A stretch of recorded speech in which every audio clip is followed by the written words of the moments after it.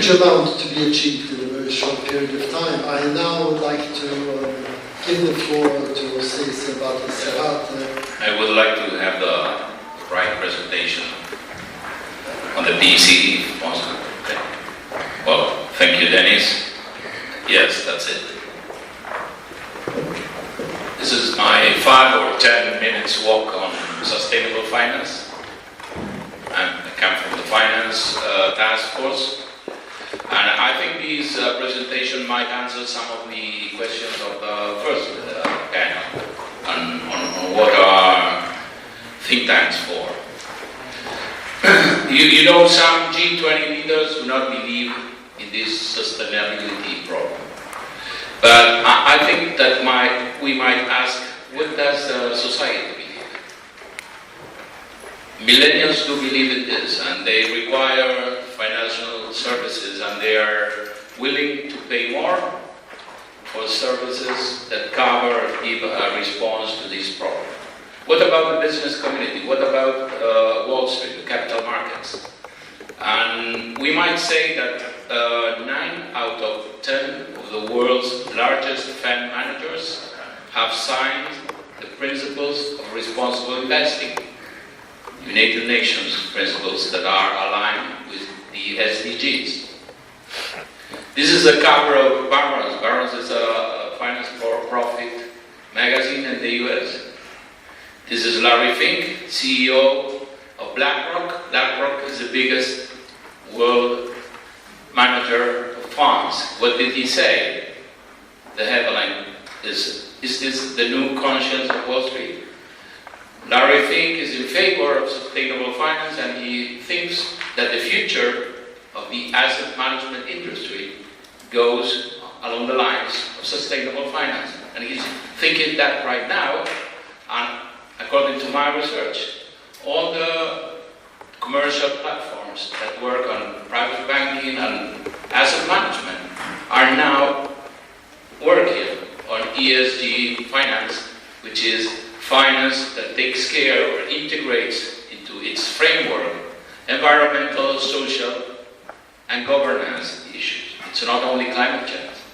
It's many of the topics that we cover in our G20 agenda. And this is the private sector, this is the market doing that. Here you have last year's survey of the CFA Institute, that's the Certified Financial Advisors. The question here is, which, if any, of the following environmental, social, governance issues do you take into account in your investment analysis or decisions? 2/3 of the professionals that respond say they pay attention to governance. More than half pay attention to environmental and social issues. Just less than 1/3 do not take into account ESG factors into consideration. And why they do that? Because research has proven that many of these ESG factors are material in the sense that they affect positively private sector market returns. So it wouldn't be wise to ignore environmental, social, and governance issues. Is sustainable finance going mainstream? I would suggest that we should put that at the top of G20 agenda. Try to make sustainable finance mainstream finance, that is finance run for profit. And that's achievable. And that's because that's going on. You see the figures of fund assets that are managed according to ESG principles, both in Europe and in the US. That's growing, and that's growing very fastly. There you have some metrics. Jeff Sachs was a little bit disappointed because of lack of numbers. Here we have a lot of numbers. What the numbers suggest that in private sector terms, these are not guys investing because they like climate change or they are adverse to kind of climate change. They don't want to change the worth of their portfolios because they might lose, they suffer bond change. What the numbers say is that you don't have to sacrifice return if you invest according to an ESG approach compared to traditional investing. That's true for investing in advanced markets, but there's a huge reward which is beneficial for those who choose ESG, for those who invest in emerging markets. We don't have time to get into these details, but some criticism on ESG investing is based that if you prioritize ESG values, you might not invest enough in emerging markets. And that's not true, because you might get a larger part of the pie by investing in emerging markets, because you have the potential to increase all these weak spots. Number one, of course, it's not climate change, but it is governance in these type of countries. So if you choose material ESG factors, and materiality differs according to sectors in which you invest, you are able to generate alpha, and alpha is what managers are supposed to be able to generate, and believe me, that's very difficult to get. But you might get 6% per year investing in ESG factors, or ESG with an ESG approach, if you choose the right factors to pay attention to. What's that 6%? That 6% is excess return relative to benchmark. And this is the market, and this is a very good incentive to drive managers, investors, advisors, owners of assets to this type of investing. You can do that, we can do that. This does not depend on President Trump, believe it or not, on climate change. ESG factors would have told you so. If you remember Volkswagen scandal, or the famous British petroleum oil spill, or Equifax problems. ESG research told you so in advance, because readings in terms of these critical factors were well below average, well ahead the accidents or the problems, well ahead they emerged.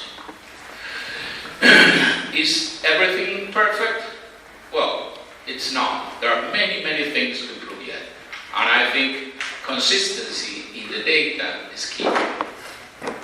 If you compare credit ratings, for example, in bonds, credit ratings provided by many companies, which have been heavily criticized, those credit ratings correlate among themselves pretty closely. So you might change the agency and the credit rating more or less the same. When you change the provider of your ESG scoring, for example, the scores differs a lot. So you have to work very hard in what Jeff said.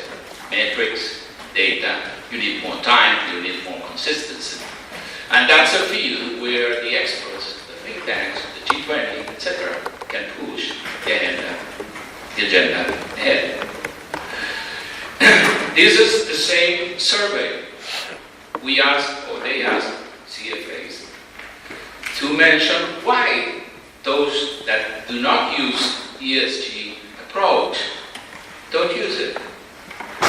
And you can take some of the explanations. For example, because there's no proven link between ESG and financial performance. Of course, what might be proven for ones might not be enough for others. So more research is needed, but the research done in a quite short time span that show that indeed there is a very strong relation between these two elements. There are regulatory and legal requirements to consider ESG issues, so we can work on this field, regulation and changing legislation. Better information on ESG risks and opportunities. As I said, we need better information. But we can provide that information. We work hard on that. And so and so. So we have an agenda on where to push in order to satisfy genuine market demand on this approach that considers a big part of the agenda, G20, etc. And this scope is broadening very fast. Central banks have joined, there are 18 central banks, and bank supervisors that have joined themselves into a green finance alliance. And these central banks that include European Central Bank, Bank of England, Bank of France, Bundesbank, Bank of Mexico, the Japanese Financial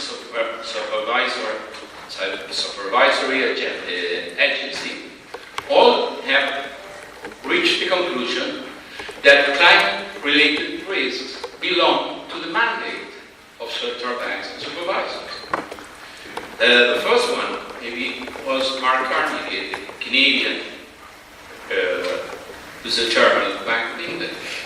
But now, for example, Benoit Cœuré from the European Central Bank says that monetary policy also should pay attention to climate change.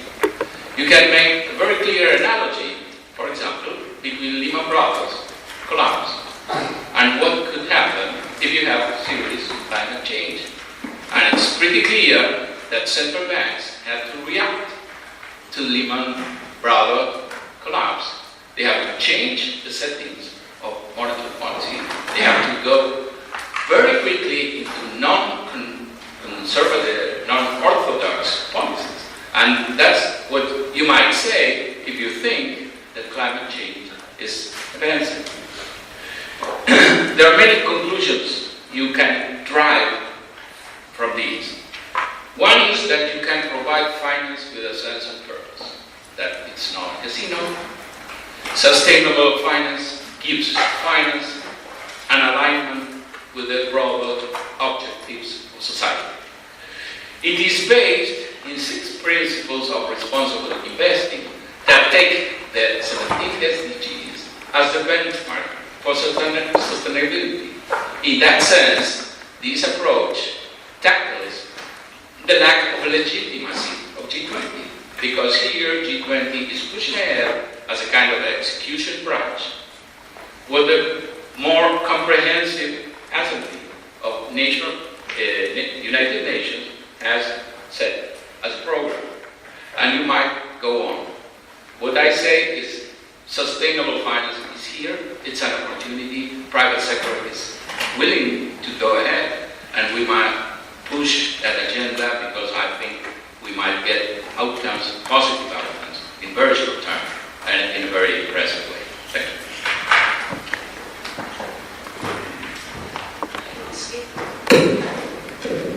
Thank you very much. The next speaker is Miranda Scheuers, who's heading organization Technical University in Munich, and will be looking at positive sustainable development and policy approaches. Thank you very much. It's a real pleasure to be here, and I actually want to thank Matsushita-san for inviting me to participate in this meeting. I think Japan should also be thanked for all of the work that it's been doing. It's really been exciting to watch the changes in this country over the last couple of decades in terms of the extent to which sustainable development has really been promoted and adopted, and really seen a lot of changes in government policy. I want to take a rather different approach than Jeffrey Sachs did. When I listened to his presentation on the video, I thought, oh my gosh, he's doing this really negative thing. And that's what my students just can't stand. My students are scared because all they hear about is, and we have a population explosion going on, maybe not in Japan, not in Germany, but in other parts of the world. We have environmental crisis. Pretty soon they're going to be flooded out of their homes, and it's going to be too hot to do anything in the summertime, and it's depressing. Planetary boundaries, and we're in trouble and crisis, that's what they hear all the time. And if you ask me, that's partly, it's not only, but it's contributing to the rise of populism that we see in more and more parts of the world, whether we're talking about the Donald Trump USA, we see it in Europe, we see it in Hungary, we see it in Poland, increasingly in France, in Germany we have a far-right party again in Parliament. Where's that coming from? And I think it has very important implications for the goals that we're trying to achieve. Because if you have this rise of populism, if you have this rise of we can't handle these changes that are being pushed on us, then you also start to have backlashes against many of the agendas we have. This is in Germany, considered one of the more progressive countries when it comes to renewable energy development. There too we see a creeping backlash against some of the environmental objectives, movements against wind turbines, for example. Of course, part of the problem might be the income divide, that there is a very large and still growing divide between the haves and the have-nots. And you see that in country after country, that the rich are richer and the middle class is much less a middle class than it used to be. And although we heard this morning that many people are coming out of poverty, and I'm sorry, but $1 or $2 a day is not what I consider moving into the middle class. Obviously, poverty is still a really big problem. So the question is, how can we bring more people along? How can we move forward on this idea of meeting the sustainable development challenges and doing it in such a way that gives people a sense of a future? And I think probably what we haven't been doing enough is linking the concerns of environment, concerns of ecological crisis, with people's real concerns about social future, economic future. So for me, the question is, how do we find a better balance between our interests in dealing with the planetary boundaries, but at the same time giving people more of a sense of hope for their future? It was really striking that not so long ago there was an article in the New York Times about Yale University, and it said Yale University has just had its biggest, most popular, exciting course ever. Biggest course, most students in over 100 years. The course was on hope and happiness. And that says something to me. It says that's what young people want. They want a little bit of a sense of, I have a future and life can also be fun. So the question is, how can we be more positive about what we're doing without being naive? How can we tell young people digitalization is something that they have to learn about, it's something that they need to move on with, and it can bring changes. It is maybe a little scary because it's a future they don't know, but let's give them some hope. So, yes, we have to talk about the hard challenges, but the question is, can we do this while providing more meaningful alternatives and solutions? Right now, in many countries, we're talking about the need to phase out coal, the need to phase out oil, the need to phase out gas. That's an awful lot of jobs we're talking about. We've got to stop talking just about the need to phase out these things and start talking much more about what are we going to phase into? What are the alternatives? What kinds of connections can we make between these transitions? And we also perhaps should do a better job of thinking about the co-benefits that come along with making these transitions. It's not just phasing out coal, it's giving yourself cleaner air. It's not just phasing out coal, it's giving you better water. It's not just about phasing out coal, it means a much cleaner environment for the people who in the past were living next to the coal mines. Better health, lower health care costs. There's a lot of ways we could do a much better job of presenting what we need to do in ways that can mobilize people to act. And so I think what we need to do is maybe also change how we go about some of our efforts at making transitions. We need to bring people much more on board in the process of thinking about what is a transition and how do we do it. We need to think much more about how do we get the citizens involved in the decision making and give them also that sense of local ownership, local knowledge, input. A citizen is an expert, and if we can do that, maybe we can move forward in terms of getting more buy-in to the transitions that need to happen. We heard about it this morning, the whole idea that we have other transitions happening right now. These are the transitions that are getting the most attention from the young people. They are excited, they are interested, they want to know about artificial intelligence, they want to know about machine learning, they want to know about digitalization. We need to start doing a better job as a community focused on these questions, on how can we use these and mobilize these for dealing with the sustainable development challenges that we have. And I think there's great potential for linking these. We can do much better with energy efficiency if we link it closer to digitalization. We can do much better with citizen science by helping people to understand how, with the technologies they have, they can input into the processes dealing with the problems we have. So, just to wrap up here real quickly, maybe we can also think a little bit more in ways that societal approaches to dealing with these problems can bring people on board. The sharing economy, digitalization as an opportunity, thinking about the health benefits that come from changing lifestyles. I thought it was kind of fun to see that there are now groups that are doing bicycle to work days, and that's happening all around the world. And that doing these kinds of changes can also help to build community trust, enhance the capacities of a community to change the direction of what's happening in their towns. And I think a very nice example of this are some of the Rust Belt communities, where the communities are facing job decline, they're facing more and more a sense of loss, where instead of going down and down and down, they're starting to talk about how can we use the transition towards sustainability to come back up, whether that means creating a local college for renewable energy, or whether that means taking your city and turning it from the coal city into the digitalization city of the future. I think these are things we can do, and that helps to build a sense of community and trust and deal with a lot of other problems that communities have. In the security realm, instead of talking about the threat of migration for climate change, we can talk about the potential for working on environmental problems as a form of peace building.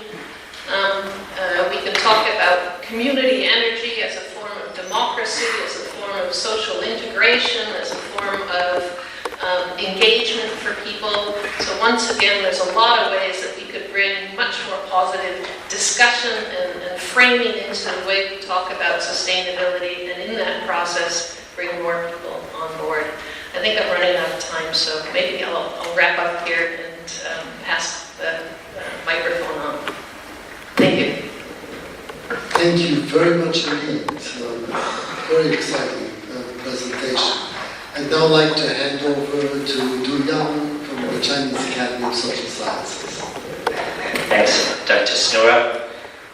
Since I'm working on the task force 10, so I'm going to say a few words about the population aging issues and its links to the sustainability and inclusive growth.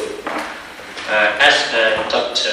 Yoshino just mentioned, it's very important to incorporate this issue, this topic, into this task force of this coming G20 discussion.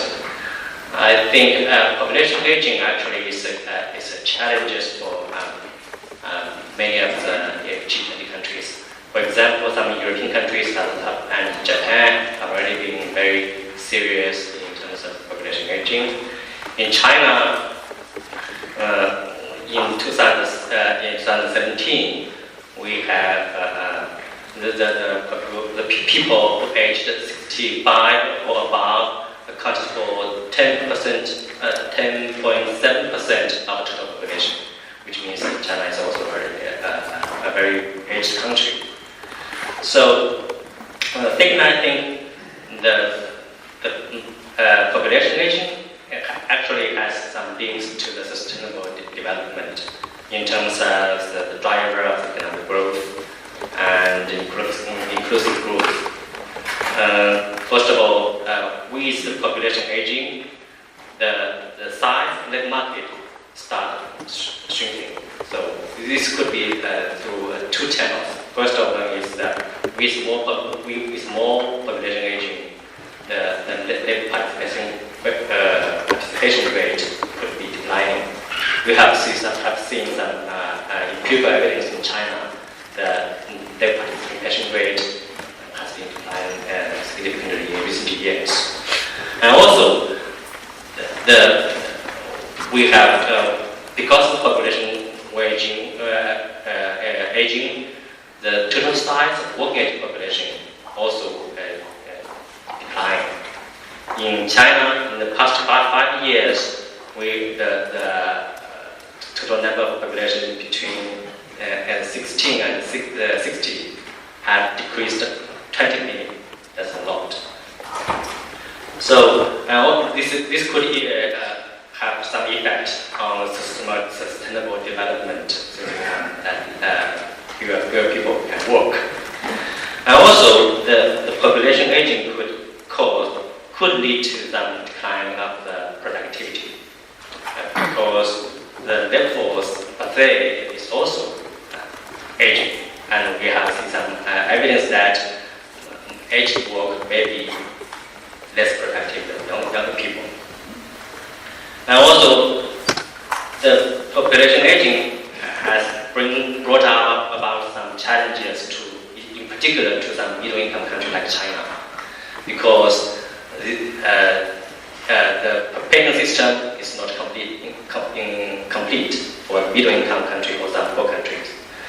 And also, the resources to support the elderly are also limited in terms of the income capita is lower than the rich countries. And also, the population aging has been challenging the inclusive growth. We know that the poverty of the elderly accounts for a large part of the poor population poverty. So that means this is a large component of the poverty in terms of inclusive growth. The third point I want to share is to deal with the population aging. The key strategy is to improve labor productivity. So no matter what kind of pension system we choose, as you define a contribution, define a benefit, no matter what kind of system you choose, the key part is that the young people who are working, they support the elderly. So if you want more resource to support the elderly, you have to let the young people or working people be more productive. So this could be the things we are going to discuss in the maybe coming few days or in the future discussion. And also to improve the labor productivity, there are some other issues we need to do that, like the labor market institutions and the patterns of economic growth, which is important to discuss in global sense. Finally, I want to say some words about to deal with the population aging. Is also we also need to some global cooperation.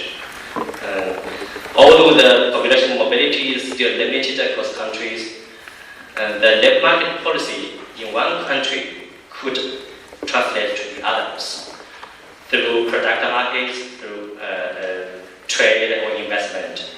That means the population aging in this kind of particular issues, we also need some collaboration across countries. Someone also proposed that immigration as one of the solutions to population aging. But we all know this needs a lot of collaboration in terms of policies and governance in global context. So I think it's important and necessary to have this kind of task force and discussions in these kind of platforms, and also link this kind of issues